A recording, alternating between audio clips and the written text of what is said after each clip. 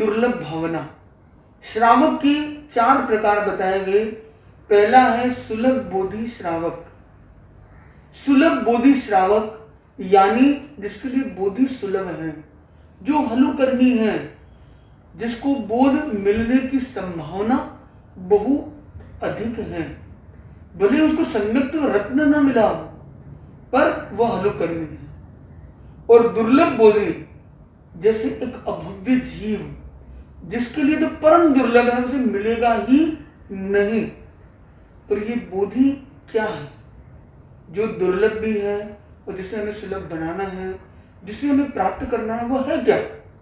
वह है एनलाइटनमेंट, वह है प्रज्ञा का जागरण, आत्मिक चेतना का विकास, सम्यक्त्व की संप्राप्ति है बोधि। और इसीलिए लोगस में इसको महत्वपूर्ण स्थान दिया गया। आरोग्य भोग लाभम समाहिवर मुत्तमम दित्तु। 3 वर माने गए, उसमें मध्य में केंद्र में है बोधि। हम सब बोधि को प्राप्त करते हुए परम बोधि तक की यात्रा हम कर सकें। यात्रा के लिए हमें विशेष ध्यान देना है। इस यात्रा में सहयोगी कौन है, प्रकाशक कौन है? एक छोटी सी घटना।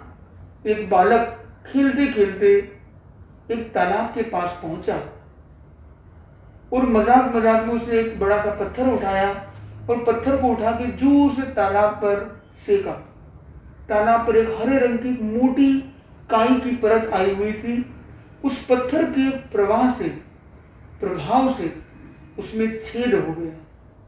छेद होते ही अंदर रहने वाले कछुओं में एक बाल कछुआ, छोटा सा कछुआ जो इधर उधर खेलते खेलते ऊंचाई पर आया हुआ था, उसने प्रकाश का अनुभव किया। रात में उस पूर्णिमा की रात्रि की चांदनी का प्रकाश, और पहली बार उसने जीवन में खुली हुई काई की वो परत को देखा।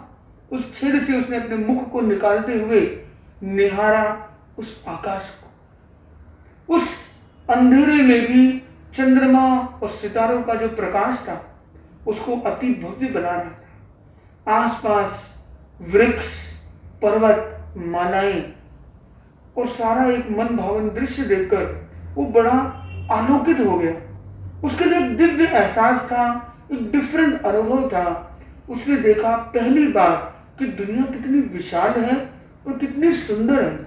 हम जो जानते हैं उससे बहुत विशाल और बहुत ही सुंदर इस दुनिया का स्वरूप देखकर उसका मन हुआ, चलो अपने परिवार वाले सबको बताते हैं कि देखो कैसी दुनिया ये है।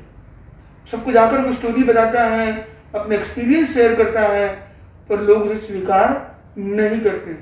चल हट झूठे, ऐसा कहकर उसे टाल देते हैं कि तू क्या जानता है, ऐसा तो होता ही नहीं। ये दुनिया परत के नीचे जो हमें दुनिया दिख रही वही दुनिया है, बाहर कुछ नहीं है। आज तक तो हमने नहीं देखा, तुमने कहां से देख लिया है? तुम तो रात को नींद में कोई सपना आ गया लगता है। जैसे तैसे वो सबको लेके भी आता है, पर अब काय पर पुनः परत आ चुकी थी, मार्ग ढक चुका है। सब लोगों ने उसे झूठा सिद्ध कर दिया, पर क्या वो उस एहसास को कभी भूल पाएगा? धीरे धीरे वो बड़ा होता है, शक्तिशाली बनता है, साहस को बढ़ाता है, श्रम करता है, और आखिर एक दिन परत में पुनः वो छेद क्रिएट कर देता है, उस आलोक को प्राप्त कर लेता है, उस बाहर की दुनिया को, एक वास्तविक दुनिया की उस विशालता का वो दर्शन कर पाता है। इस घटना में वो कछुआ कौन है? वो हम जैसा एक साधक है जो साधना की गहराई में उतरना चाहता है। ये दुनिया जो उसने बाहर देखी वह सच्चाई की गहराई, उस सत्य के साक्षात्कार के लिए एक साधक प्रयत्न करे। और वो पत्थर फेंकने वाला वो बालक कौन है? वह है हमारे गुरु। हमारे गुरु जो हमारे जीवन में आई हुई कर्मों की सघन परत को खोलकर प्रकाश के कुछ आलोक, कुछ तरंगों से हमें जोड़ते हैं, उस अनुभव से हमें जोड़ते हैं। और वो अनुभव वास्तव में हमारे जीवन की दिशा को पूरी तरह से बदलने का सामर्थ्य रखता है। तो हम दुर्लभ बोधि को प्राप्त करने के लिए हम प्रयास करें गुरु के दर्शन का, संत दर्शन का, स्वाध्याय का और ध्यान आदि के प्रयोग का। जब जब हम संत के दर्शन करते हैं, गुरु के दर्शन करते हैं, हम अपने मस्तक को उनके चरणों में झुका दें, यानी अपने ईगो को हटाते हैं जो बाधक है उस परम बोधि को प्राप्त करने में।